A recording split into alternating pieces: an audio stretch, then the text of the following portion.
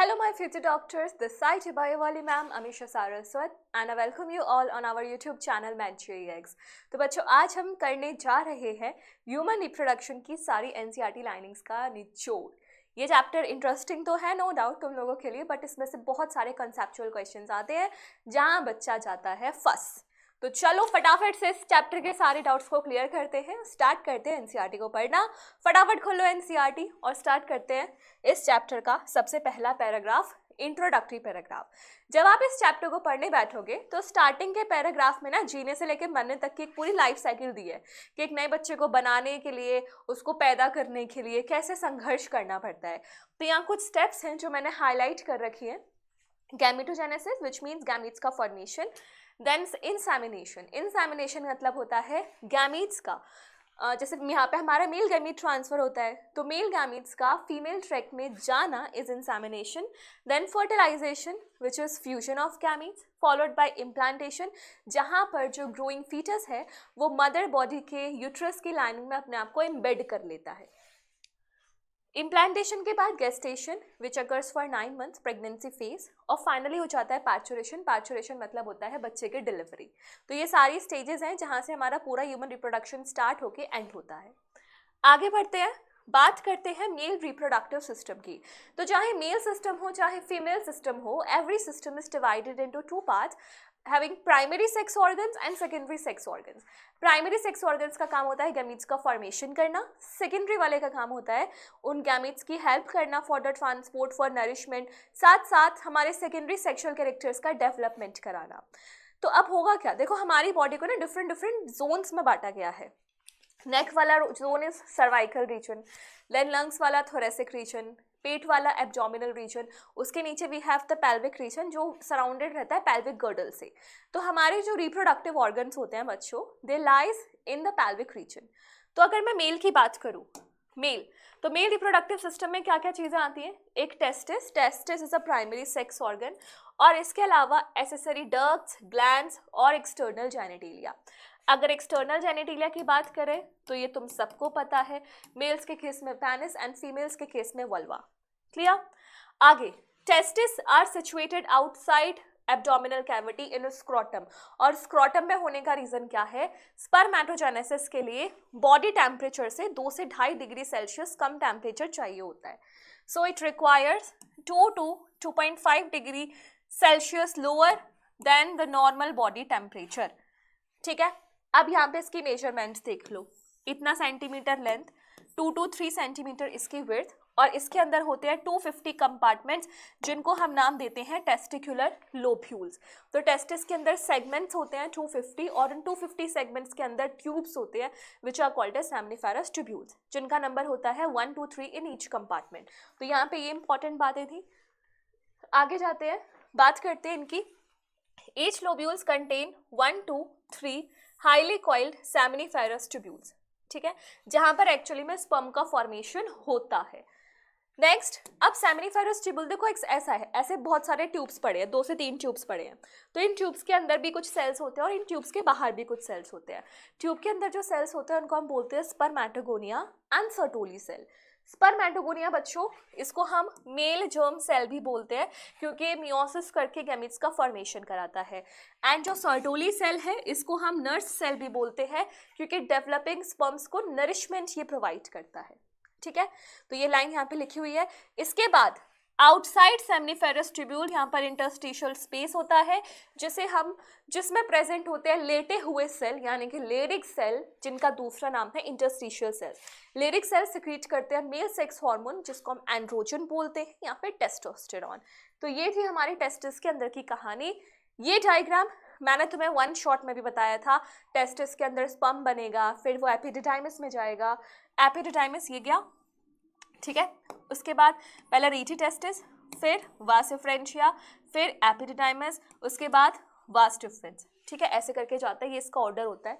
फिर vas deferens loop करती है यूरिनरी ब्लैडर के ऊपर जहाँ पे उसको सिक्रेशन मिलता है सेमिनल वेसिकल का। सेमिनल वेसिकल के साथ डक्ट कंबाइन करके बन जाती है इजैक्युलेटरी डक्ट जो यूरिथ्रा में ओपन होती है। ठीक है, फिर इसको तीनों ग्लैंड्स का सिक्रेशन मिलता है, बाकी के जो प्रोस्टेट ग्लैंड्स हैं, बल्बोयूरेथ्रल ग्लैंड्स हैं, and through penis it comes out. ठीक है, तो ये लाइन यहाँ पे लिखी हुई है जो तुम्हें आती है। नेक्स्ट, एक्सेसरी डक्ट्स में क्या क्या आता है? Rete testis, vasa efferentia, epididymis and vas deferens. यहाँ पर एक लाइन पूछी जाती है, स्टेटमेंट में ही पूछा जाता है कि एपिडिडाइमिस टेस्टिस के किस वाले सरफेस पे लोकेटेड है। तो epididymis is located on posterior surface of your testis, so you have to keep it in mind. ठीक है, फाइनली जो ओपनिंग होती है उसको हम बोलते हैं urethral meatus. You are very well aware of whatever the thing mention here. Okay, next, ये हमारा जो मैंने अभी लाइन बताई थी स्टार्टिंग में, penis is the male external genitalia, और यहाँ पर स्पेशल टिश्यूज होते हैं। इन स्पेशल टिश्यूज का नाम आपको मैंने वन शॉट में बताया था, दीज आर इरेक्टाइल टिश्यूज। और इरेक्टाइल टिश्यूज की दो कैटेगरीज थी ना, क्या क्या? स्पॉन्जियोसम और कैवर्नोसम, जिसमें से स्पॉन्जियोसम के अंदर से होकर तुम्हारा यूरेथ्रा पास करता था, अनपेयर्ड होता था, तो वही चीज़ है। And is enlarged and covered by loose fold of skin called as foreskin। तो ग्लैंड पेनिस के ऊपर एक स्किन की कवरिंग होती है which is called as foreskin या फिर prepuce। Finally we have three glands, seminal vesicle, prostate and paired bulbourethral। seminal vesicle का नंबर 2, prostate का नंबर 1 and bulbourethral का नंबर 2। ये सारी ग्लैंड्स का जो सिक्रीशन होता है इसे बोलते हैं सेमाइनल फ्लूइड, जिसमें हमारे फ्रक्टोज, कैल्शियम और बहुत सारी एंजाइम्स मौजूद होती हैं। ठीक है, नेक्स्ट ये हो गया। फीमेल रिप्रोडक्टिव सिस्टम की बात करते हैं, तो फीमेल रिप्रोडक्टिव सिस्टम में क्या क्या आएगा? ओवरी आएंगी, oviducts, uterus, cervix, vagina and external genitalia. Females का जो एक्सटर्नल जेनिटेलिया होता है उसको हम नाम देते हैं वल्वा। याद रखना, दो टर्म्स होते हैं जो सिमिलर लगते हैं, एक होता है यूव्यूला और एक होता है वल्वा। यूविला गले की घंटी है जो किच किच दूर करो वाले एड में दिखाते हैं, है ना, and vulva is the female external genitalia. फिर इसके साथ मैमरी ग्लैंड भी एसोसिएटेड होती हैं क्योंकि सब मिलते हैं structurally and functionally to support ovulation, fertilization, pregnancy, birth and child care. तो बर्थ एंड चाइल्ड केयर में बहुत इंपॉर्टेंट रोल होता है मैमरी ग्लैंड्स का। ठीक है, देन नेक्स्ट लाइन यहाँ पे देखी हुई है, ओवरी की डायमेंशंस, इसकी लेंथ इतनी होती है एंड ये पेल्विक वॉल से कनेक्टेड रहती है और यूट्रस से कनेक्टेड रहती है बाय लिगामेंट्स। लिगामेंट्स में भी तुम्हें डायग्राम में दिखाऊंगी। हर ओवरी के ऊपर एक थिन एपिथेलियम होती है और ये थिन एपिथेलियम बनी होती है बच्चों cuboidal epithelium. Same is the case with testis also, मतलब टेस्टिस में भी जो सेमिनिफेरस ट्यूब्यूल्स होते हैं उनकी भी कवरिंग होती है क्यूबॉइडल एपिथेलियम की। ठीक है, नेक्स्ट आगे क्या बोल रहा है? ओवरी के अंदर जाओगे तो तुम्हें फ्लूइड जैसा पार्ट दिखेगा जिसको हम बोलते हैं स्ट्रोमा। स्ट्रोमा के दो जोन्स हैं, बाहर वाला कॉर्टेक्स, अंदर वाला मेड्यूला, यानी कि जहाँ पे फॉलिकल्स का डेवलपमेंट होता है उसे हम बोलते हैं कॉर्टेक्स, और जहाँ से ब्लड वेसल्स, नर्व्स की सप्लाई होती है उसे हम नाम देते हैं मेड्यूला। ठीक है, चलो आगे बढ़ते हैं। ये हमारा स्ट्रक्चर है। फीमेल ट्रैक्ट में सबसे पीछे होगा वर्टिब्रल कॉलम, उसके बाद जो डॉर्सल ओपनिंग होती है दैट इज एनस। आगे एनस के क्या होगा? हमारा पूरा नीचे वाला portion vulva which is the external genitalia. Uterus as you can see here is a tube like structure, इसलिए आगे एनसीईआरटी बोलती है कि जो एसेसरी डक्ट्स है उसमें यूट्रस भी इंक्लूडेड होता है। यूट्रस की ओपनिंग वेजाइना, यूरिनरी ब्लैडर की opening urethra of the clitoris. तो ये पार्ट इसका अरेंज्ड है from dorsal to ventral surface. Next, oviducts, uterus, vagina constitutes female accessory ducts. तो यूट्रस यहाँ पे गिवन है, यूट्रस डक्ट होती है लेकिन जब इसके अंदर प्रेगनेंसी हो रही होती है तब ये अपना साइज एनलार्ज कर लेता है। अब क्या लिखा हुआ है आगे? जो हमारा ओवरी के पास ओविडक्ट का पार्ट है उसको हम बोलते हैं infundibulum which is followed by fimbriae. Fimbriae ऐसे होता है कप लाइक स्ट्रक्चर, ये ओवरी के ऊपर ये इन्फेंटिबुलम में फिंगर्स जो ऐसे ऐसे स्कैन करती है कि कहाँ से इस बार ओवुलेशन होने जा रहा है। तो इन्फेंटिबुलम के ऊपर होते हैं finger like structures which are called as fimbriae. तो यहाँ पे तुम्हें डायग्राम से दिख रहा होगा, ये वाली लेयर है बच्चों जो मैं कह रही थी लीगामेंट होता है, जो ओवरी को पेल्विक वॉल से भी कनेक्ट करता है और यूट्रस से भी कनेक्ट करता है। अगर मैं बात करूँ फेलोपियन ट्यूब के पार्ट, तो देखो ओवरी के पास होता है इन्फेंटिबुलम जिसमें फिंगर लाइक स्ट्रक्चर्स होते हैं फिम्ब्रे। इन्फेंटिबुलम के बाद वी हैव एम्प्यूला जहाँ पर फर्टिलाइजेशन होता है यानी कि site of fertilization. Then we have isthmus, ये तीन पार्ट्स हैं किसके? फेलोपियन ट्यूब के। Then we have inverted pear shape structure which is uterus, जिसके अगेन 3 पार्ट्स हैं। कौन कौन से? यूटेराइन फंडस, यूटेराइन कैविटी और इसका सबसे नीचे वाला पोर्शन सर्विक्स। सर्विक्स के बाद we have cervical canal and vagina, जिनको हम टुगेदर बोलते हैं बर्थ कैनाल। क्लियर? यहाँ अगर मैं बात करूँ यूट्रस की वॉल्स की, तो we have 3 layers, perimetrium, myometrium, endometrium. Perimetrium तुम्हें पता है थिन होती है, मेम्ब्रेनस होती है। Myometrium, myo word means muscles, तो यहाँ पे स्मूथ मसल्स होती हैं जो ऑक्सीटोसिन के इन्फ्लुएंस में आके कॉन्ट्रैक्शन शो करती है। एंडोमेट्रियम वो लेयर है जो हर मंथ मेंस्ट्रुअल साइकिल के टाइम पे शेड ऑफ हो जाती है। क्लियर? सो आगे बढ़ते हैं। यही वो बात लिखी हुई है, एम्प्यूला, इस्थमस और यूट्रस को हम वॉर्म बोलते हैं, इन्वर्टेड पियर शेप इसका स्ट्रक्चर होता है। ठीक है, ये सारी चीज़ें। नेक्स्ट इसकी layers, perimetrium, endometrium and myometrium. Perimetrium is thin membranes, फिर थिक लेयर स्मूथ मसल की मायोमेट्रियम, और फिर ग्लैंडुलर लेयर हमारी एंडोमेट्रियम की। नेक्स्ट यहाँ पे बात लिखी गई है एक्सटर्नल जेनिटेलिया की, और यहाँ डायग्राम बनाया हुआ है मैमरी ग्लैंड्स का, क्योंकि एक्सटर्नल जेनिटेलिया का डायग्राम हमारी एनसीईआरटी में नहीं है, but I have made it in the one shot video. So अगर आप चाहते हो आपको थोड़ा सा अपना ये चैप्टर कमजोर है तो आप वन शॉट में देखो, I have explain it very neatly with the help of diagrams too. So अगर मैं बात करूँ एक्सटर्नल जेनिटेलिया की, तो इस डायग्राम को थोड़ा सा मन देखना, इधर ही बात करते हैं। तो इसमें क्या क्या चीज़ें आती हैं? Mons pubis, labia majora, labia minora, hymen and clitoris. Question ये भी पूछा जाता है कि which of the following is not included in female external genitalia, so you must be very precise and accurate. अगर हम बात करें मोन्स प्यूबिस की, तो यहाँ पे कुछ नहीं होता है, यहाँ पे बस फैटी टिश्यूज होते हैं और प्यूबिक हेयर होते हैं। लेबिया मेजोरा फ्लैशी फोल्ड्स, और लेबिया मेजोरा के अंदर वी हैव लेबिया माइनोरा। यहाँ पर एक इंपॉर्टेंट लाइन है, वो ये है, हाँ, their clitoris is a tiny finger-like structure which lies at upper junction of two labia minora above urethral opening. Location of clitoris is important. किसके जंक्शन पे होती है? लेबिया माइनोरा के, लोअर यहाँ पर जंक्शन, अपर जंक्शन। ठीक है, और दूसरा ये जो हाइमेन होती है वो हमारे जो वेजाइना है उसको पार्शियली कवर करती है। Hymen can also get turn off during the intercourse, first penetration के टाइम पे, बट प्रेजेंस और absence of hymen can not tell whether a female is virgin और नॉट, क्योंकि ये और भी किसी रीजंस की वजह से टर्न ऑन हो सकती है। लाइक अगर फीमेल एथलीट है, टेम्पॉन का यूज हो रहा है, या फिर हॉर्स राइडिंग कर रही है, तो भी इट कैन गेट रप्चर्ड। एक बहुत थिन मेम्ब्रेन होती है। ठीक है, next is the memory glands. Memory glands किस ग्लैंड की मॉडिफिकेशन होती है? स्वेट ग्लैंड्स की। अगर इनके अंदर के स्ट्रक्चर की बात करें तो इसमें दो चीज़ें होती हैं, एक तो ग्लैंडुलर टिश्यू और variable amount of fat. Glandular tissue को हम 15 to 20 मैमरी लोब्स में डिवाइड करते हैं, 15 to 20 मैमरी लोब्स, और हर लोब में प्रेजेंट होती है एल्व्यूलाई। एक एल्व्यूलाई लंग्स में थी जो गैसियस एक्सचेंज कराती है, एक एल्व्यूलाई मैमरी ग्लैंड्स में है जो मिल्क का सिक्रीशन कराती है। ठीक है, तो ये सेल्स क्या करते हैं? मिल्क का सिक्रीशन। फाइनली एल्वेलाई ओपन करती है मैमरी ट्यूब्यूल्स में, memory tubules, memory duct, memory duct, memory ampulla, memory ampulla के बाद लेक्टिफेरस डक्ट। सो सबसे इंपॉर्टेंट मैमरी ग्लैंड में अगर कोई चीज है तो वो है इन डक्ट्स का एग्जैक्ट ऑर्डर। क्लियर? तो यहाँ पे ये जो डायग्राम है, यहाँ तुम देख सकते हो कि यहाँ पे अगर आप बॉडी को ऐसे लेटरली काटोगे किसी भी फीमेल बॉडी को, तो ऑब्वियसली बात है you will be able to see the ribs. तो रिब्स होगा, रिब्स के बीच की मसल्स यानी कि इंटरकोस्टल मसल्स होंगी, और हमारे जो चेस्ट की मसल होती है पेक्टोरालिस मेजर मसल। देन ये फैट है, और ये हमारे डिफरेंट लोब्यूल्स हैं जिसमें मैमरी लोब, फिर एल्व्यूलाई, फिर डक्ट, फिर एम्प्यूला, फिर लेक्टिफेरस डक्ट। तो ये ऑर्डर इज वेरी मैंडेटरी। ये हो गया। बात करते हैं गैमेटोजेनेसिस की। गैमेटोजेनेसिस में स्पर्मेटोजेनेसिस और oogenesis दोनों में बहुत मेजर डिफरेंस है। जैसे सबसे पहले इस चार्ट के थ्रू समझाती हूँ, ये वाला देखो, ध्यान दो। सबसे पहले एक स्पर्मेटोगोनिया होता है जो डिवाइड करके बनाता है प्राइमरी स्पर्मेटोसाइट, प्राइमरी स्पर्मेटोसाइट पे डिवाइड करके बनाता है सेकेंडरी स्पर्मेटोसाइट, सेकेंडरी स्पर्मेटोसाइट से बनते हैं स्पर्मेटिड्स, स्पर्मेटिड से बनते हैं हमारे स्पर्मेटोजोआ। ठीक है, तो स्पर्मेटोगोनिया की प्लॉइडी क्या होती है? 2n।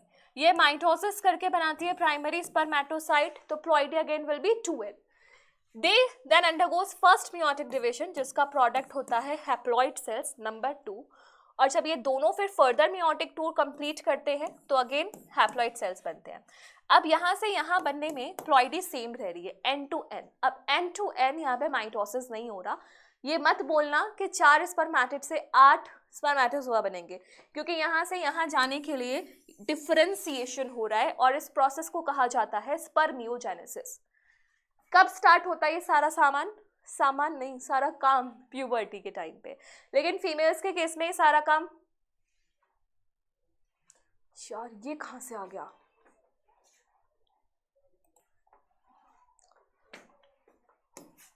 इस वाले डायग्राम में देखो, स्पर्मेटोगोनिया कन्वर्ट होते हैं प्राइमरी स्पर्मेटोसाइट्स में, वो कन्वर्ट होते हैं सेकेंडरी स्पर्मेटोसाइट्स, फिर स्पर्मेटिड्स एंड स्पर्मेटोजोआ।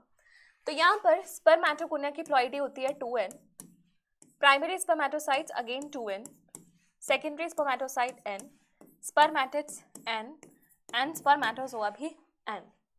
तो मैं ये याद रखना पड़ेगा कि किस जोन से किस जोन में ट्रांजिशन करने के लिए कौन सा डिवीजन हुआ है। तो स्पर्मेटोगोनिया ने किया है माइटोसिस, प्राइमरी स्पर्मेटोसाइट करेंगे मियोसिस 1, फिर मियोसिस 2 और फाइनली स्पर्मेटिड के बाद स्पर्मेटोजोआ कन्वर्ट करने के लिए आपको करना पड़ेगा डिफरेंशिएशन। ये कभी मत कहना कि 4 स्पर्मेटिड्स माइटोसिस करके 8 स्पर्मेटोजोआ बनाएंगे, because this is not the story. Story is 4 spermatids will undergo differentiation to form 4 spermatozoa और ये जो ट्रांसफॉर्मेशन होता है that is called as spermiogenesis, and spermiogenesis is controlled by your hormone FSH, which is follicle stimulating hormone. So you have to keep this very clear. Next, अब जरा इसको थोड़ा सा थ्योरी से पढ़ लेते हैं जो एनसीईआरटी बोल रही है। हाँ, यहाँ क्या बोला एनसीईआरटी ने, देखो वही लाइनें हैं। स्पर्मेटोगोनिया होगा, डिवाइड करना स्टार्ट करेगा प्यूबर्टी पे, डिवाइड करेगा तो हर स्पर्मेटोगोनियम डिप्लॉइड है और 46 क्रोमोसोम्स है। यहाँ पे ये बनाएंगे माइटोसिस करके प्राइमरी स्पर्मेटोसाइट जिनके पास 46 क्रोमोसोम्स होंगे, and these will undergo first meiotic division leading to the formation of secondary spermatocyte. Secondary spermatocyte being haploid will contain 23 chromosomes. अब ये कन्वर्ट करेंगे मियोसिस 2 में, सेकेंड मियोटिक डिवीजन, और बनेंगे यहाँ पे 4 इक्वल साइज के हैप्लॉइड स्पर्मेटिड्स। स्पर्मेटिड्स फिर आगे जाके कन्वर्ट होंगे स्पर्म्स में और इस प्रोसेस को हम नाम देते हैं स्पर्मियोजेनेसिस। स्पर्मियोजेनेसिस के बाद जो स्पर्म्स हैं उनका हेड इम्बेड हो जाता है सर्टोली सेल में in order to derive the nutrition. Finally ये सेमनीफेरस ट्यूब्यूल से रिलीज हो जाते हैं और इस प्रोसेस को हम नाम देते हैं स्पर्मिएशन। समझ में आया? नेक्स्ट आगे बढ़ के बात करते हैं। यहाँ पे तुम्हें पता है, सिंपल सी बात है, देखो हाइपोथैलेमस होगी, हाइपोथैलेमस क्या रिलीज कराएगी? GnRH यानी कि गोनाडोट्रोपिन रिलीजिंग हार्मोन। फिर ये काम कराएगा पिट्यूटरी के ऊपर, पिट्यूटरी क्या रिलीज करेगी? गोनाडोट्रोपिन्स। गोनाडोट्रोपिन्स में भी 2 कैटेगरी आती है, FSH, LH। अब ये जो दोनों हार्मोन्स हैं वो किसी ना किसी ऑर्गन या ग्लैंड पे काम करेंगे। तो FSH के रिसेप्टर्स कहाँ मौजूद होते हैं? सर्टोली सेल्स पे। और LH के जो रिसेप्टर्स हैं वो कहाँ मौजूद होते हैं? लेडिक सेल्स पे। तो LH तो लेडिक सेल से जाके काम कराता है कि एंड्रोजन बनाओ, और FSH सर्टोली सेल से बोलता है कुछ ऐसे फैक्टर्स रिलीज करो भाई जो स्पर्मियोजेनेसिस करा दे। तो ये कहानी चलती है हमारे पूरे हार्मोनल एक्शन के, जो तुम यहाँ से पढ़ोगे तो सेम सेंस निकल के आएगा। नाउ अगर हम स्पर्म की बात करें तो यहाँ पे ये स्पर्म का स्ट्रक्चर है जिसके 3 पार्ट्स होते हैं, head, middle piece and tail. Head में क्या क्या प्रेजेंट है? एक एक्रोसोम और एक न्यूक्लियस जिसपे क्रोमोसोमल मटेरियल होगा 23 क्रोमोसोम्स। यहाँ पे 2 सेंट्रियोल्स होते हैं, एक सेंट्रियोल तो फ्लैजेला बनाने में यूज हो जाता है और एक सेंट्रियोल को स्पर्म दान दे देता है oocyte को। मिडिल पीस में माइटोकॉन्ड्रिया, क्योंकि बेचारे को इतनी बड़ी जर्नी तय करनी है तो एनर्जी भी लगेगी, एनर्जी लगेगी तो माइटोकॉन्ड्रिया चाहिए होगा। फिर टेल, टेल किसकी बनी होगी? फ्लैजेला की। सबसे इंपॉर्टेंट पार्ट जो इस पैराग्राफ में है वो है ये, क्या कि इजैकुलेशन के टाइम पे 200 से 300 मिलियन स्पर्म्स निकलते हैं एक क्वाइटस में, और इसमें से एटलीस्ट 60% स्पर्म्स की नॉर्मल शेप होनी चाहिए और उनमें से 40% स्पर्म्स की नॉर्मल मोटिलिटी होनी चाहिए अगर वो चाहते हैं कि वो चैंपियन बने तो फर्टिलाइजेशन के। यानी कि यहाँ बैठा हर इंसान एक तरीके से एक बहुत बड़े कंपटीशन का ही आउटकम है। So you are very lucky. Clear? आगे बात करते हैं। यहाँ पे एक वर्ड लिखा हुआ है सीमेन, ठीक है, तो अब थोड़ा सा समझो। Secretion of epididymis, vas deferens, seminal vesicle and prostate are essential for maturation and motility of sperm. हमें लगता है कि केवल seminal vesicle और prostate gland ही सारा काम कराती हैं, but this is not the story. Even your vas deferens and epididymis secrete something that contributes to maturation as well as movement of the sperm. तो ये जो सारा सिक्रीशन है जिसमें स्पर्म मूव कर रहा है, तो इस टोटल क्वांटिटी ऑफ फ्लूइड को कहा जाता है सीमन. सीमन में ग्लैंड्स का सिक्रीशन भी होगा और सीमन में स्पर्म्स भी होंगे. ठीक है. The process of formation. अब oogenesis की बात कर लेते हैं. मेजर कहानियां है, समझो. हाँ, oogenesis जो होता है ये डिफरेंट होता है. क्यों? क्योंकि इनिशिएट हो जाता है एम्ब्रियोनिक डेवलपमेंटल स्टेज पे, है ना. यहाँ पर couples of millions of oogonia form हो जाते हैं विद इन ईच ओवरी. एक ओवरी में मिलियंस, और बर्थ के बाद कोई और oogonia आए नहीं जाते. फिर क्या होगा, ये डिवाइड करती है and enter into prophase 1 of meiotic division and get temporarily arrested at primary oocyte stage. अब यहाँ पे तुम्हें ध्यान देना होगा, प्रोफेज 1 में भी कौन सी वाली स्टेज, डिप्लोटीन. तो डिप्लोटीन में अरेस्ट रहती है कब तक, टिल प्यूबर्टी. प्यूबर्टी तक ये अरेस्ट रहते हैं. Then these get surrounded by a layer of granulosa cell, और अब इनको नाम दिया जाता है प्राइमरी फॉलिकल. देखो, oocyte को जब सेल्स सराउंड करेंगे तो ये जो कंप्लीट स्ट्रक्चर है इसे कहा जाएगा फॉलिकल. जब एक लेयर ग्रैन्युलोसा सेल के सराउंड कर रही है तो इसे बोलेंगे प्राइमरी फॉलिकल. आगे जाके क्या होगा, यहाँ पे एक इंपॉर्टेंट फैक्ट लिखा हुआ है कि जन्म से लेकर के, बर्थ से लेकर के प्यूबर्टी आने तक बहुत सारे फॉलिकल्स तो खत्म हो जाते हैं, मर जाते हैं. उनको हम नाम देते हैं एट्रेटिक फॉलिकल. एट्रेशिया हो जाता है उनका. तो हर ओवरी में प्यूबर्टी के टाइम तक इतने प्राइमरी फॉलिकल्स बचते हैं. कितने, 60,000 to 80,000 इन ईच ओवरी. यहाँ पे सारा जो स्टैटिस्टिक्स है वो एक ओवरी के बारे में है. इस चीज़ को भी तुम्हें याद रखना पड़ेगा. Now the primary follicle gate surrounded bye more layer of granulosa. अब और लेयर आ जाती है ग्रैन्युलोसा की, तो अब क्या बन जाएगा, ये सेकेंडरी फॉलिकल. लेकिन सेकेंडरी फॉलिकल बनाने के लिए 2 लेयर लगेंगी. एक तो तुम्हारे ग्रैन्युलोसा की मल्टीपल लेयर और उसके अलावा एक थीका की लेयर. समझ में आया? कहानी ये चल रही है, oogonia meiosis 1 करना चाह रही थी लेकिन डिप्लोटीन स्टेज में अरेस्ट हो गई, तो वहाँ से जो स्ट्रक्चर बना उसको हमने नाम दिया प्राइमरी oocyte. प्राइमरी oocyte के ऊपर जब एक ग्रैन्युलोसा लेयर होगी तो उसे नाम देंगे प्राइमरी फॉलिकल. जब उसके ऊपर और लेयर आ जाएंगी ग्रैन्युलोसा की और एक थीका लेयर आ जाएगी तो उसको हम बोलेंगे सेकेंडरी फॉलिकल. ठीक है, अंदर oocyte सेम है, प्राइमरी. नेक्स्ट, सेकेंडरी फॉलिकल फिर ट्रांसफॉर्म होता है टर्शियरी फॉलिकल, जहां पर क्या प्रेजेंट होती है, fluid filled cavity called as antrum. इतना ही नहीं, यहाँ की जो थीका है वो भी डिवाइड हो जाती है theca interna and theca externa में. और दूसरी इंपॉर्टेंट चीज कि टर्शियरी फॉलिकल के अंदर हमारा जो फर्स्ट मियोटिक डिविजन है वो कंप्लीट हो जाता है, और ये होता है अनइक्वल, यानी कि एसिमेट्रिकल साइटोकाइनेसिस, जिस वजह से बनता है एक secondary oocyte and first polar body. oocyte में ऑब्वियस सी बात है, oocyte is going to have bulk of the cytoplasm and polar body में बहुत कम साइटोप्लाज्म होगा. अब ये पोलर बॉडी आगे जाके डिवाइड करेगी, डीजेनरेट करेगी, ये हमें नहीं पता. ठीक है, तो आगे जाके यही लाइन लिखी है, at present we are unaware कि फॉलिकल आगे जाके कहाँ गया ये रहा, कि does first polar body comes out of divide further और डीजेनरेट, ये हमें नहीं पता. लेकिन हमें इतना पता है कि टर्शियरी फॉलिकल आगे जाके कन्वर्ट होगा ग्राफियन फॉलिकल में, जिसका दूसरा नाम है मैच्योर फॉलिकल. एंड अब इसके अंदर जो सेकेंडरी oocyte है वो एक मेम्ब्रेन बनाएगी विच इज जोना पेल्यूसिटा, और जोना पेल्यूसिटा में कोई सेल्स नहीं होते, which is it is acellular layer. Clear है? फाइनली ग्राफियन फॉलिकल से हमारा सेकेंडरी oocyte निकल जाता है, जिसको हम सिमिलरली ओवम मानते हैं, but ovum is not secondary oocyte. Ovum बनता है जब सेकेंड मियोटिक डिविजन भी कंप्लीट हो जाता है, क्योंकि ये जो सेकेंडरी oocyte बच्चों निकला है ना, it also get arrested. This secondary oocyte gets arrested at metaphase 2. ठीक है, तो ये है हमारा स्ट्रोमा, जिसमें बाहर का पूरा पार्ट है हमारा कॉर्टेक्स और अंदर वाला पार्ट है मेड्यूला. तो यहाँ पे फॉलिकल्स का डेवलपमेंट हो रहा है, ये ओवम हमारा रिलीज हो गया और बचा हुआ जो ग्राफियन फॉलिकल है वो कन्वर्ट हो गया कॉर्पस ल्यूटियम में, which is also temporary endocrine gland having a life span of 14 days। अब यहाँ पे कंपेयर करो, ये ओगोनिया है। ओगोनिया बर्थ के टाइम पे बनाती है प्राइमरी oocyte, जो कंप्लीट नहीं कर पाते अपना डिविजन, डिप्लोटीन स्टेज में रेस्ट रहते हैं। फाइनली जब कंप्लीट हो जाता है तो ये बनते हैं secondary oocyte and first polar body.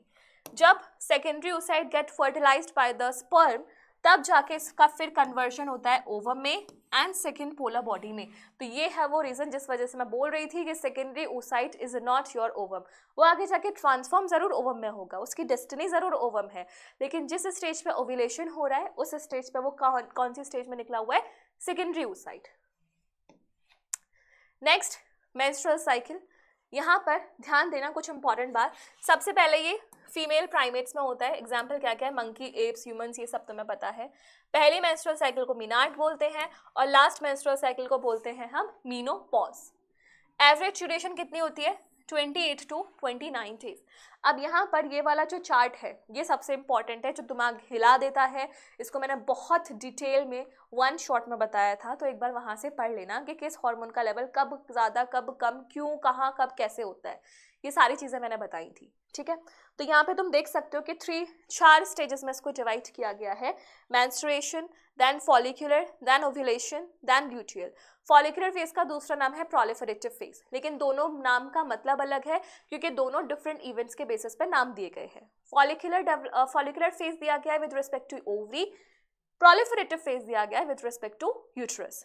ठीक है, सेम यहाँ पर ल्यूटियल फेज नाम दिया गया है with respect to ovary and secretory phase नाम दिया गया है विद रिस्पेक्ट टू यूट्रस। बीच में हमारा 14th डे पे होता है ओव्यूलेशन, जहाँ पे secondary oocytes come out of the ovary. ठीक, अब तुम्हें यहाँ पे दिख रहा होगा स्टार्टिंग में प्रोजेस्टेरोन का लेवल बिल्कुल 0, क्योंकि प्रोजेस्टेरोन का काम आता है बाद में। प्रोजेस्टेरोन को भ्रम होता है कि हो सकता है भाई इस बार प्रेगनेंसी हो जाए, तो वो उसी भ्रम में चलते एंडोमेट्रियम को बहुत ज़्यादा थिक ग्लैंडुलर वास्कुलर कर देता है, तो इसका सिक्रीशन पीक करता है सेकेंड फेज में। और कौन इसे सिक्रीट कराता है, कॉर्पस ल्यूटियम। यहाँ अगर मैं बात करूँ हार्मोन्स की, तो FSH स्टार्टिंग में सबसे ज़्यादा होता है, क्योंकि फॉलिकल्स का डेवलपमेंट हिट कराने का काम इसी का होता है कि इनिशिएट कराओ कि तुम करो। आगे जाके तुम्हें पता है FSH और LH दोनों ही काम आने हैं, लेकिन इनका लेवल घट जाता है क्योंकि जो ग्रोइंग फॉलिकल्स हैं वो ईस्ट्रोजन एंड इनहिबिन भी निकालते हैं। तो इनहिबिन तो FSH को कम करता है, ईस्ट्रोजन जब इसका लेवल नॉर्मल होता है, नॉर्मल मतलब कम होता है, तब ये LH FSH दोनों को घटाता है। लेकिन जैसे ही इसकी पीक आती है तब ये इन दोनों की पीक कॉज करता है, इसे बोलते हैं LH सर्ज, और LH सर्ज की वजह से हो जाता है ओव्यूलेशन। और जो बचे हुए सेल्स है ग्राफियन फॉलिकल्स के, वो कन्वर्ट हो जाते हैं कॉर्पस ल्यूटियम में। कॉर्पस ल्यूटियम सस्टेन करेगा अगर प्रेगनेंसी हुई, अगर नहीं हुई तो corpus luteum will start regression, और इसके बाद फिर हमारा फर्स्ट पार्ट आ जाएगा which is menstrual bleeding lasting for 1 to 5 days। ठीक है, यही फिर लाइंस में लिखा हुआ है, क्या क्या लिखा है एक बार फटाफट से पढ़ लेते हैं। सबसे पहले 3 to 5 days के लिए मेंस्ट्रुअल फेज, जहाँ पर हमारी एंडोमेट्रियम लाइनिंग ब्रेक डाउन हो जाती है, ब्लड वेसल रप्चर होती है, तो ब्लीडिंग आ जाती है। Menstruation only occurs if the released ovum is not fertilized, simple सी बात है। लेकिन अगर मेंस्ट्रुएशन नहीं हो रही तो it is not an indication of pregnancy, क्योंकि स्ट्रेस, लाइफस्टाइल, ये सारी चीज़ें भी बहुत ज़्यादा इन्फ्लुएंस करती है मेंस्ट्रुअल साइकिल को। क्लियर? फिर नेक्स्ट है फॉलिकुलर फेज, यानी कि अब नए फॉलिकल्स का डेवलपमेंट होना होगा और तुम्हारी यूट्रस में रीजेनरेट कराना पड़ेगा एंडोमेट्रियम को, तो that's why it is called as proliferative phase. Finally हमारा ओव्यूलेशन होगा 14th डे पे, किसकी वजह से, LH सर्ज की वजह से। ओव्यूलेशन के बाद क्या होगा, हमारा जो ग्राफियन फॉलिकल है वो ट्रांसफर होगा कॉर्पस ल्यूटियम में, जो भर भर के रिलीज कराएगा progesterone for maintenance of endometrium. तो ल्यूटियम बनने की वजह से इसको कहा जाता है ल्यूटियल फेज। तो during pregnancy all the events of menstrual cycle stop and there is no menstruation, क्योंकि नया हार्मोन नहीं बनेगा तो फिर काम कैसे चलेगा, और जरूरत भी नहीं है, नहीं तो इम्प्लांटेड बेबी विल गेट मिसकैरेड। फिर यहाँ पे लिखा हुआ है मीनोपॉज के बारे में, जो मैंने तुम्हें बताया था कि एंड ऑफ मेंस्ट्रुएशन कहलाया जाता है। तो मीनार्क से लेकर के menopause is the stage where a female have the reproductive phase of her life. ठीक है, तो ये है मेंस्ट्रुअल साइकिल, जिसमें तुम्हें घबराना नहीं है, क्वेश्चन आते हैं लेकिन तुम दिमाग लगा के करोगे तो हो जाएगा। समझ में आया?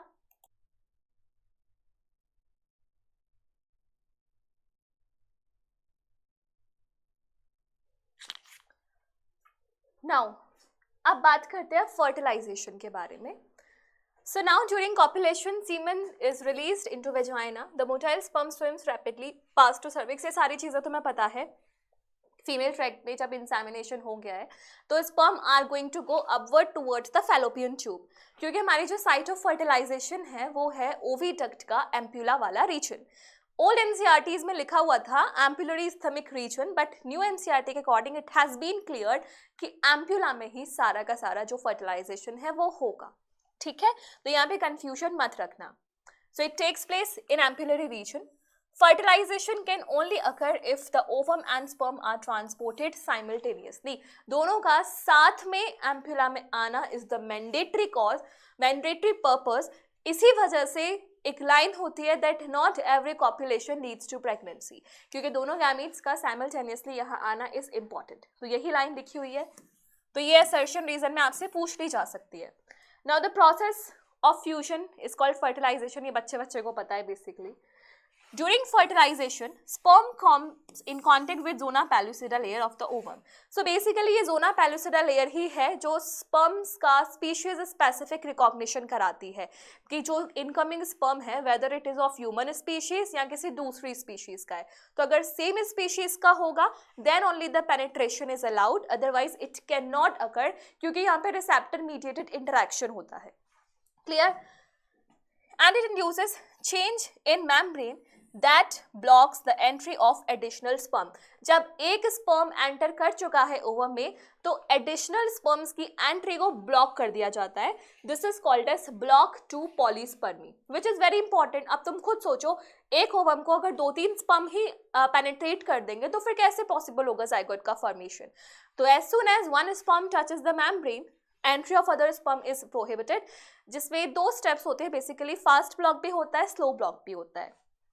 Now, thus it ensures that only one sperm can fertilize. The secretion of acrosome help the sperm enter into cytoplasm of the ovum। तो एंट्री करने के लिए एक्रोसोम की जो एंजाइम्स हैं वो काम आती हैं। अब यहाँ पर तुम एक बार डायग्राम देखो, there is an ovum, ovum को सराउंड करके रखती है। देखो सिंपल सी बात है, मैंने बताया भी था वैसे, ओवम है, ओवम की जो मेम्ब्रेन होती है उसे बोलते हैं बच्चों विटिलाइन मेम्ब्रेन। ठीक है, अब विटिलाइन मेम्ब्रेन के बाहर जो स्पेस होगा उसको हम बोल देंगे पेरीविटिलाइन स्पेस। तो इस पेरीविटिलाइन स्पेस के बाहर एक एसेलुलर लेयर होती है which is called as zona pellucida, जिस पे रिसेप्टर्स होते हैं। ठीक है, जोना पेलुसिडा को सराउंड करके रखते हैं तुम्हारे ये एडजेसेंट सेल्स, कोरोना रेडिएटा, जो कुछ नहीं है, जो ग्रैनुलोसा सेल्स ही हैं बचे कुचे। ठीक है, तो ये पूरा स्ट्रक्चर है। तो स्पर्म सारी एंजाइम्स को मतलब सिक्रीट करते हुए सारी लेयर्स को चीरते हुए अपने ओवम के अंदर एंट्री करता है। जब ओवम के अंदर इसकी एंट्री हो जाएगी स्पर्म की, तो सेकेंडरी ओसाइट का न्यूक्लियस डिवाइड करेगा, मेटाफेज 2 कंप्लीट करेगा और उसके रिजल्ट से बनेगी सेकेंड पोलर बॉडी। और सेकेंड पोलर बॉडी जाके कहाँ बैठ जाती है? पेरीविटिलाइन स्पेस में। ठीक है, ये इंपॉर्टेंट पॉइंट्स है जो मैंने तुम्हें बताए हैं, जहां पे नीट में लगातार क्वेश्चन पूछा जाता है। सो second meiotic division is also unequal, resulting in the formation of second polar body and haploid ovum। अब haploid ovum का एक और नाम दे दिया गया है ooted। क्लियर? नाउ अब जो एंट्री होगी, फ्यूजन हो गया, तो इसे कहा जाता है जायगोट। कितने क्रोमोसोम्स होंगे? 46। इसके बाद बात की गई है सेक्स डिटर्मिनेशन की, और तुम्हें अब पता है जैसे टीवी सीरियल्स में दिखाते हैं कि लड़की का ही कसूर है। This is not the story. Actually जो बच्चे का सेक्स होता है वो डिटरमाइन करा जाता है फादर की वजह से। Principle of inheritance and variation chapter पढ़ा हुआ है, तो तुम्हें पता होना चाहिए कि it is always the heterogametic person that is going to determine the sex of the growing foetus, है ना। तो मेल्स ह्यूमंस के केस में ये कौन डिसाइड करता है? फादर। आगे क्या लिखा हुआ है क्लीवेज के बारे में? देखो, एक सिंगल सेल का जायगोट है, उसे हमारे जैसे एक मल्टी सेलुलर बॉडी बनानी है। सो ऑब्वियस सी बात है, it has to undergoes division. लेकिन यहाँ पर जो डिवीजन होते हैं उनको बोला जाता है क्लीवेज, क्योंकि क्लीवेज डिवीजन में ग्रोथ फेजेस नहीं होती इंटरफेज की, यानी कि G1 फेज G2 फेज नहीं होती, केवल S फेज होती है। तो यहाँ पे बहुत छुटकू छुटकू से सेल्स बनते हैं और उन छुटकू सेल्स को हम नाम देते हैं ब्लास्टोमियर्स। ब्लास्टोमियर 16 स्टेज पर पहुंचते हैं, 32 पे पहुंचते हैं, 64, 100 और अलग अलग स्टेज के हम अलग अलग नाम दे देते हैं। जैसे ये एक डायग्राम है, यहाँ से बहुत क्वेश्चन पूछा जाता है। यहाँ पे फर्टिलाइजेशन हुआ, यहाँ पे तुम्हारा इसमें थोड़ा सा क्लियर नहीं है, जैसे ये वाली स्टेज है, ये ओवम है, बी वाली स्टेज पे फर्टिलाइजेशन हुआ, सी वाली स्टेज पे तुम्हारा फर्स्ट क्लीवेज हुआ तो 2 सेल स्टेज बनी, फिर डी वाली स्टेज में सेकेंड माइटोसिस हुआ यानी कि क्लीवेज हुआ, फिर ई वाली में मॉर्यूला बना। मॉर्यूला में देखो काउंट भी कर लो, 1 2 3 4 5 6 7 8, 8 सेल्ड स्टेज है मॉर्यूला। मॉर्यूला के बाद क्या आती है? ब्लास्टुला। और ब्लास्टुला को हम बोलते हैं blastocyst in case of humans, क्योंकि इसमें ऐसा स्ट्रक्चर होता है, यहाँ पे होते हैं इनर सेल मास ICM, ये वाली लेयर होती है ट्रोफोब्लास्ट, और ये जो कैविटी होती है इसे बोलते हैं ब्लास्टोसील। तो ये जो हमारा ब्लास्टुला है, this is called as blastocyst in case of humans, and blastocyst is the stage जहां पर इम्प्लांटेशन पॉसिबल हो पाता है। ठीक है, तो ये ब्लास्टोसिस्ट है, ये वाला स्ट्रक्चर। आगे डिवीजन होगा EFG, मतलब ये थोड़ा मॉर्यूला के बाद आया था, फिर F के बाद फिर G आता है। ये ब्लास्टोसिस्ट फिर आगे गैस्ट्रुला में कन्वर्ट होगा, और इस तरीके से सारी कहानी चलती जाएगी। Now there is an important term mentioned here, Morula continues to divide and transform into blastocyst as it moves further into the uterus, यानी कि यूट्रस तक आते आते blastocyst बनेगा। Blastomere and blastocyst are arranged into outer layer called trophoblast and inner layer called inner cell mass. Actually ये inner cell mass ही होता है जो आगे जाके पूरा एम्ब्रियो का फॉर्मेशन करेगा। तो जो inner cell mass है वो by nature is pluripotent. Inner cell mass is pluripotent, and I hope ये NCERT में लिखा भी हुआ है कहीं, नहीं दिख रहा मुझे, बट लिख लेते हैं इसको। ये होती है हमारी प्लूरिपोटेंट, पोटेंट मतलब पोटेंशियल। ये स्टेम सेल्स होते हैं, स्टेम सेल्स वर्ड मेंशन है शायद। Trophoblast then gets attached after attachment differentiate, पता नहीं, पुरानी NCERT में होगा वो शायद। प्लूरिपोटेंट का मतलब ये पूरी एंटायर बॉडी बना सकता है, लेकिन ये एक्स्ट्रा एम्ब्रियोनिक मेम्ब्रेन नहीं बना सकता, क्योंकि एक्स्ट्रा एम्ब्रियोनिक मेम्ब्रेन बनाने का काम किसका होता है? ट्रोफोब्लास्ट्स का। ठीक है, तो इनर सेल मास है, ये डिफरेंशिएट होके क्या बनाएगा? Embryo. After attachment uterus cell divides rapidly and cover the blastocyst, तो जो एंडोमेट्रियम होती है वो फटाफट से ब्लास्टोसिस्ट को कवर अप कर लेती है। As a result blastocyst become embedded in the endometrium, this is called as implantation, और इम्प्लांटेशन के बाद क्या हो जाती है? हमारी gestation phase. Now after implantation finger like chorionic villi बनते हैं हमारे ट्रोफोब्लास्ट से, जिनका काम होता है अब और प्रॉपर अटैचमेंट बनाना यूट्रस के साथ। तो ये जो यूट्रस मतलब ये हमारे जो कोरियोनिक विलाई हैं, ये हमारे यूट्रस के अंदर ऐसे इम्प्लांट करेंगे। तो यहाँ पर ये जो इंटरडिजिटेशन से स्ट्रक्चर बनता है इसे हम बोलते हैं placenta. So appears on the trophoblast called chorionic villi, which are surrounded by uterine tissues and maternal blood. The chorionic villi and uterine tissues become interdigitated with each other and jointly forms the structure called as placenta. Placenta का काम तुम 10th class से पढ़ते आ रहे हो, gaseous exchange, nutrient exchange, antibodies का देना, but यहाँ पर इसके इंपॉर्टेंट फंक्शंस और लिखे हुए हैं। ये कुछ हार्मोन्स रिलीज करता है जिनका नाम क्या है? Human chorionic gonadotropin. Pregnancy testing के लिए जो हार्मोन यूज होता है वो HCG ही होता है। इनफैक्ट HCG ही कॉर्पस ल्यूटियम को बताता है कि खुशखबरी आ गई है तो तुम्हें मरने की जरूरत नहीं है, ताकि प्रेगनेंसी के टाइम पे कॉर्पस ल्यूटियम मेंटेन्ड रहे। इसके अलावा ह्यूमन प्लेसेंटल लैक्टोजन बनता है, ईस्ट्रोजन बनता है, प्रोजेस्टेरोन बनता है। In the later phase of pregnancy a hormone called relaxin भी बनता है, लेकिन ये रिलैक्सिन कहाँ से बनता है? ओवरी से। तो यहाँ पे तुम लोग चकमा मत खाना, याद रखना कि रिलैक्सिन कहाँ से बन रहा है? ओवरी से। ठीक है, अब यहाँ से एक और क्वेश्चन आता है, पूछ ले कल को कि कौन से हार्मोन्स हैं जो केवल और केवल प्रेगनेंसी के टाइम पे बनते हैं। तो इन हार्मोन्स के नाम याद रखो, HCG, HPL and relaxin. Oestrogen progesterone बाकी नॉर्मल लेवल्स में भी बनता है, तो ये केवल प्रेगनेंसी के टाइम पे बनते हैं। लेकिन ऐसे कौन से हॉर्मोन्स हैं जिनका लेवल बढ़ जाता है? तो लेवल किस किस के निकलते हैं?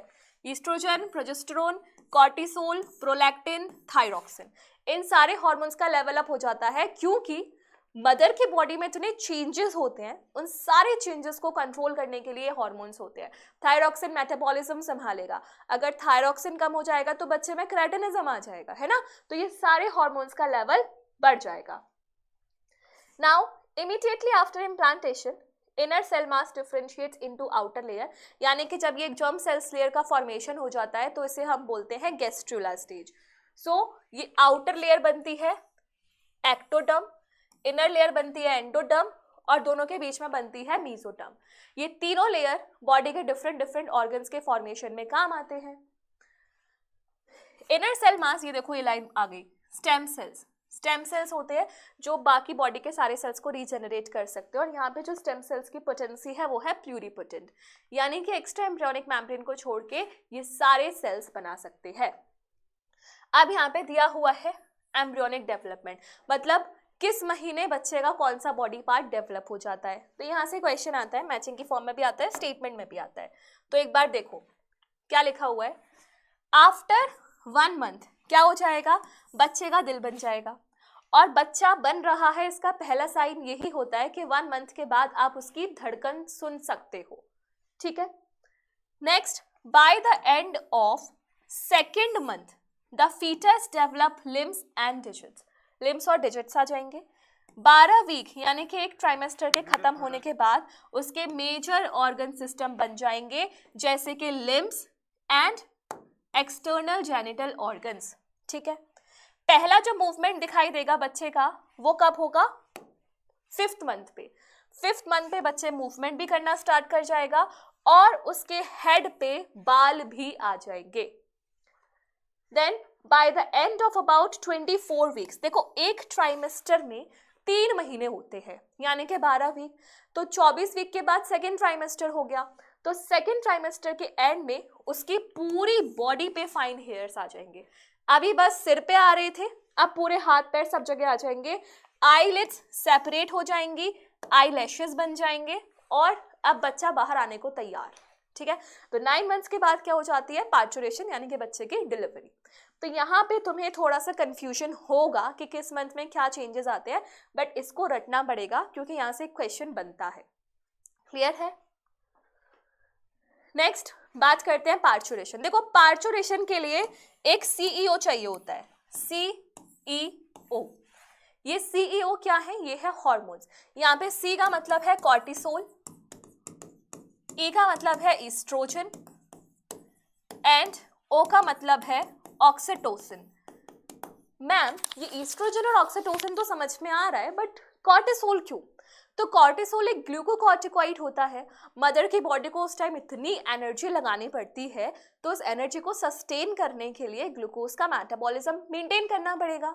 तो वो काम कौन कर सकता है, वो काम कर सकता है cortisol. So that's why these 3 hormones are important. Now delivery को ही हम पार्चुरेशन बोलते हैं, सिंपल सी बात है। और यहाँ पे एक टर्म दिया हुआ है फीटल इजेक्शन रिफ्लेक्स। ये जो फीटल इजेक्शन रिफ्लेक्स होता है ये एक न्यूरो एंडोक्राइन मैकेनिज्म है।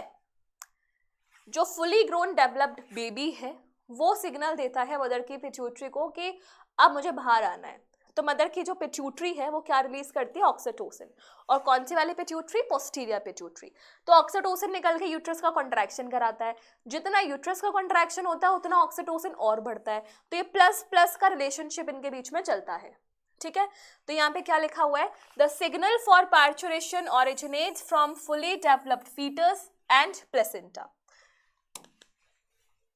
फिर this triggers release of oxytocin from maternal pituitary. याद रखना ऑक्सीटोसिन मदर की पिट्यूटरी से निकलेगा, बच्चे की पिट्यूटरी से नहीं निकलेगा।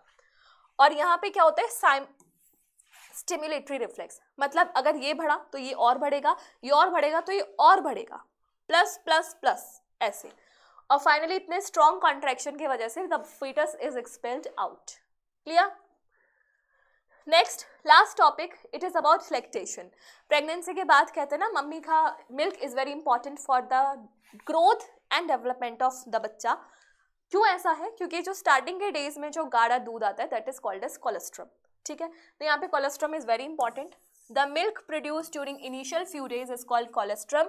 It contains several antibodies important for development of fetus. लेकिन इन several antibodies में जो सबसे ज़्यादा ज़रूरी है वो है IgA। अब तुम लोग मुझे बताओ कि IgA एंटीबॉडी मिल रही है बच्चे को, तो ये इम्यूनिटी बूस्टर है, तो ये पैसिव इम्यूनिटी है या फिर active immunity? Human health and disease में मैंने बताया था, एक प्लेसेंटा से मिलती है IgG और एक तुम्हारी यहाँ से कोलेस्ट्रम से मिल रही है IgG। तो ये पैसिव इम्यूनिटी है या एक्टिव इम्यूनिटी है, तुम जानते हो, मुझे कहाँ पे बताना है ना। तो I guess this is the last of this chapter. तो ये चैप्टर हो गया खत्म।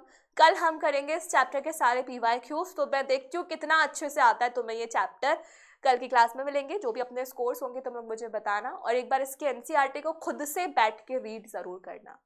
सो bye bye my future doctors, all the very best.